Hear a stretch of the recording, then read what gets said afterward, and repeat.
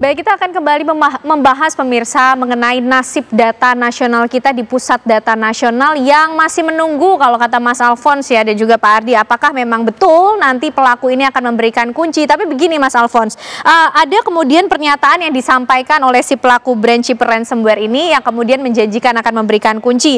Kami harap serangan kami ini membuat jelas soal betapa pentingnya buat mendanai industri ini dan merekrut pakar yang layak.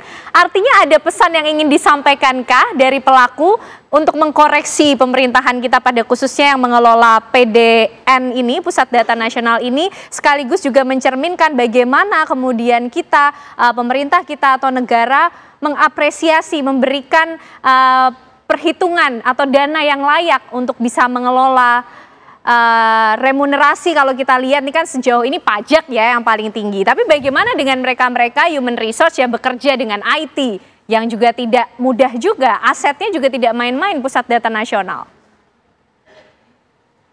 Tadi teman-teman meeting dengan Mas Tel, dikumpulkan semua, lalu ditanya apa sebabnya di PDN ini terjadi. Salah satu sebabnya ngomongnya keterbatasan budget. Tetapi kalau mau ngomong uang itu nggak ada ujungnya, sky is the limit gitu. Kamu mau barang security juga, mau yang paling murah sampai paling mahal ada. Itu sebenarnya tergantung kepada SDM-nya. Saya setuju. Jadi kalau misalnya sekarang kita lihat di orang-orang di ISP, mereka umumnya bisa pakai Cisco kalau punya duitnya beli Cisco. Tapi sekarang mereka kalau dana terbatas, dia pakai Mikrotik. Tetapi memang butuh perjuangan untuk belajar, butuh ini, dan fungsinya ya lebih kurang sama, dan itu menjadi standar ISP, dan itu nggak kalah gitu. Nah, jadi di dalam hal ini, oke, saya setuju budget itu penting, tetapi ya tidak juga menjadi satu-satunya. SDM itu juga penting, dan memang perlu ada standar yang baik ya. Dan jadi jangan semuanya ujung-ujungnya ke uang lagi, rasanya nggak akan ada habisnya. Jadi memang minimum budget itu perlu, oke. Lalu sesudah itu tergantung kepada SDM-nya. Kalau memang SDM-nya bagus, dia akan bisa kok dengan dana yang terbatas, dengan yang wajar, terbatas yang wajar, dia bisa. Dengan rasanya sih kalau 700 miliar lebih dari cukup untuk memproteksi data di PDN ya. Oke, baik. Pak Ardi mungkin menambahkan mengenai hal ini, bagaimana kemudian negara kita memberikan perhatian secara pendanaan, kemudian terhadap juga human resource yang ada di balik layar pengelolaan ini, Pak? Mungkin saya agak sedikit berbeda pandangan dengan Mas Alphonse ya. Karena kalau dana itu tidak ada ya, tentunya kita nggak bisa bergerak kan. Ya, dana itu mutlak dan mau aman ya harus bayar. Contoh sederhana apa? Di RT kan bayar iuran keamanan. Masa kita anggap itu gratis? Nggak ada seperti itu kan. Jadi memang harus ada komitmen membiayai ya, terutama membiayai ya bukan hanya di teknologi ya, dan perawatan, tapi juga SDM. Ya. Mau dapat kualitas penjaga keamanan cyber yang baik ya tentunya harus berani invest terutama di sumber daya manusianya ya, untuk pelatihannya ya, terus sertifikasi profesinya. Karena kalau dibiarkan mereka yang mengeluarkan biaya investasi untuk dirinya, siapa yang mampu? Karena program-program ini tidak murah ya. Belum lagi teknologi yang mereka harus beli dan sebagainya, itu tentunya ya makin hari, apalagi teknologi hampir semuanya itu kan diimpor. Tentunya diimpor juga dengan nilai tukar mata uang asing kan. Dan itu kan sekarang semakin hari semakin menanjak. Dan semakin mahal, sehingga budgetnya juga makin besar. Makanya ada satu kawan saya, guru besar di Unhan, bilang itu harus pakai metodologi yang namanya Six Square Cyber Security Framework ya. Jadi salah satu yang di bawah yang paling penting itu ada budgetware. Jadi nggak ada budgetnya, udah, that's it. Itu aja udah yang paling bawah ya Pak. Budget nggak ada budgetnya, nggak bisa ngomong yang lain. Stop. Dan itu problem mendasar yang nampaknya sedang kita hadapi sekarang ini. Betul. Oke, baik. Tapi ditahan dulu Pak Ardi, Mas Alphonse, kita akan lihat juga bagaimana curahan hati lah ya masyarakat ikut juga mengatasi atau mungkin melihat atau memperhatikan apa yang tengah terjadi di Pusat Data Nasional dan pengelolaan di dalam negara kita ini bersama rekan kami. Silakan.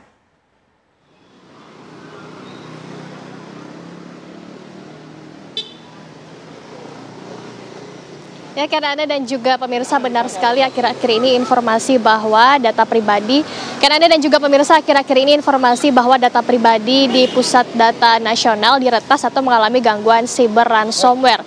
Dan informasi terbarunya karena Anda dan juga pemirsa bahwa hari ini hacker atau peretas tersebut berjanji akan memberikan kunci untuk memulihkan kembali data-data pribadi masyarakat Indonesia secara gratis atau tanpa tebusan, yang mana sebelumnya hacker ini meminta tebusan sekitar 131 miliar rupiah, kemudian berjanji akan memulihkan data hari ini secara gratis. Nah, kita akan mendengarkan tanggapan langsung dari masyarakat.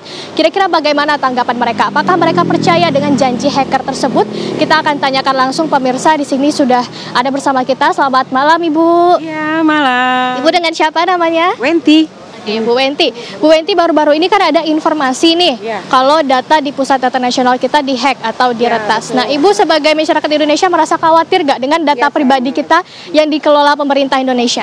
Oke, yang pastinya sangat khawatir ya, karena sekarang kan teknologi udah semakin canggih. Segala sesuatunya, aktivitas kita, pembayaran lah, apa semua melalui teknologi. Dan ternyata ada info beberapa hari ini bahwa data kita diretas oleh hackers. Nah, itu yang sangat mengkhawatirkan kita. Data kita itu aman apa enggak gitu loh. Seharusnya kan ada backup. Tapi sejauh ini yang saya dengar di berita bahwa pemerintah tidak punya backup data kita yang diretas tersebut. Nah, informasinya hacker ini berjanji akan memulihkan data hari ini, tapi tanpa tebusan. Bu Wenti percaya nggak? Sejauh ini sih yang namanya hackers itu kan ujung-ujungnya kan dia kan kejahatan cyber ya.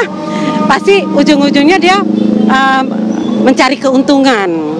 Nah, saya kurang begitu paham apakah dia ada perjanjian khusus atau gimana, tapi sih berharap bahwa isu tersebut bisa dijamin bahwa hackers itu tidak meminta imbalan apapun. Yang kita harapkan. Bahkan berharap juga hackers itu bisa bekerja sama dengan pemerintah kita untuk menjaga keamanan dari data kita sendiri. Gitu. Jadi dari Bu Wenti tidak percaya namun berharap semoga iya ya. Kalau gitu kita tanyakan juga, sudah hadir juga di sini ada Mas. Selamat malam. Mas siapa namanya? Saya Rusdan. Ya, Mas Rusdan, gimana tanggapannya tentang data kita yang diretas? Khawatir nggak dengan data-data pribadi kita yang dikelola pemerintah? Ya, saya pribadi ya sangat khawatir ya gitu, karena di mana kita sudah mempercayakan data-data kita disimpan oleh Menkominfo, tapi ternyata dari Kementerian Kominfo sendiri tidak bisa menjalankan tugasnya dengan baik. Apalagi kan kita juga tahu pengurusan berkas-berkas di Indonesia juga kan cukup sulit. Apalagi kalau misalnya sudah diretas, sudah hilang tanpa backup, ya kemungkinan kan kalau misalnya memang sudah hilang, kita pengurusan lagi makin ribet lagi gitu, makin sulit. Sangat khawatir sih gitu. Sangat khawatir. Nah, sebelumnya hacker ini meminta tebusan senilai 131 miliar rupiah. Kemudian hari ini berjanji akan memulihkan kembali datanya secara gratis. Nah, Mas Rusdan percaya nggak nih? Kurang percaya sih ya, karena kayaknya rasa-rasanya tidak mungkin dari harga 131 miliar tiba-tiba tidak meminta sepeser pun gitu. Mungkin kalau menurut saya mungkin itu hanya sebagai informasi untuk menenangkan masyarakat gitu, bahwasannya si hacker ini sudah bisa di lobby lah gitu, bisa kok gratis. Menurut saya sih nggak mungkin aja gitu dari 131 miliar tiba-tiba dapat kabar kok bisa dapat gratis, gitu aja sih. Baik, Mas Rusdan juga tidak percaya. Makasih banyak Mas Rusdan dari Bu Wenti. Selamat bersenang-senang kembali. Nah, pemirsa, sudah kita dengarkan tadi tanggapan dari beberapa masyarakat Indonesia yang merasa khawatir dengan data pribadi yang dikelola pemerintah dan juga merasa tidak percaya dengan janji dari peretas yang akan memulihkan kembali data pribadi masyarakat Indonesia secara gratis. Sementara kembali ke Ane di studio. Baik, terima kasih Laura Luis. Itu tadi kita sudah mendengarkan langsung ya curahan hati masyarakat, Mas Alphonse. Masyarakat saja khawatir dan kurang percaya kalau si pelaku brain chipper ransomware ini akan memberikan kuncinya. Tapi tadi kita oke lah, kita still waiting dulu lah karena hari Rabu ini masih berjalan beberapa jam. Tapi Mas, andai kata si pelaku benar-benar memberikan kunci itu, apa yang kemudian harus dilakukan oleh pemerintah? Tergantung yang dia berikan dalam bentuk apa. Kalau dia berikan dalam bentuk private key, dalam bentuk string, ya itu langsung bisa dipakai, langsung minta orang untuk buat program untuk mengambil data yang dikunci, lalu pakai string itu yang digembok, lalu string yang diberikan ini adalah kunci untuk membuka gembok ini, hanya satu pasang, hanya itu yang bisa buka. Nah, tapi kalau itu relatif aman stringnya, bukan executable. Tapi kalau diberikan dalam bentuk executable harus hati-hati. Karena nanti jangan sampai kita jalankan malah terjadi hal yang lebih buruk lagi, terjadi hal lain. Tapi mungkin ya saya pikir orang di PDN tahu lah untuk hal ini sekarang udah istilah kena kebakaran kan, masa bisa kena kebakaran lagi gitu. Jadi kalau memang butuh orang untuk membantu, silakan. Banyak di Indonesia yang bisa bantu, kamu silakan. Yang penting private key-nya nggak ada yang punya di dunia ini, cuma dia yang punya. Kalau udah dapat private key-nya, kita bisa bantu untuk pulihkan itu. Oke, Mas, masih dalam rangka berhati-hati, andai kata si pelakunya ini memberikan kunci, adakah atau perlukah kita juga berhati-hati dan ya curiga ya sebagai bentuk antisipasi? Kuncinya ini juga disertai adanya serangan baru begitu, Mas Alphonse? Kalau kuncinya dia berikan dalam bentuk string, misalnya A, B, C, D, 1, 2, 3, 4, 5, 6, dan seterusnya dalam bentuk teks, itu bisa langsung dipakai, itu technically aman. Tapi dia kalau diberikan dalam bentuk Excel yang kamu harus jalankan, nah itu kita harus hati-hati. Jadi itu yang perlu menjadi perhatian. Jadi nanti kita jangan sampai terjebak, dan juga positive thinking saja. Kita berdoa karena kita memiliki kebutuhan atas data yang terenkripsi. Jadi lembaga itu sebelum masuk PDN, katakan dia taruh data PDN 1 Januari 2024. Lalu artinya sebelum 1 Januari 2024 datanya masih ada di tempat dia. Itu masih bisa di-recover. Tapi dari 1 Januari sampai 20 Juni ke enkripsi, itu datanya terenkripsi dan data itu nggak bisa diakses. Jadi sebenarnya secara teknis semua masih bisa berjalan, tetapi dengan data yang cripple. Jadi itu yang menjadi resikonya kita. Kalau memang kita nggak dapat itu nggak apa-apa, life goes on. Kita jadikan ini satu pelajaran berharga. Jadi kan datanya tolong disimpan. Ada kemungkinan di masa depan 5-10 tahun lagi itu bisa didekripsi. Saya harapkan kuantum atau dari AI yang anywhere 5-10 tahun lagi saya percaya itu ada kemungkinan kita bisa dekripsi. Jadi data itu tolong jangan dimusnahkan, tolong disimpan dan di backup.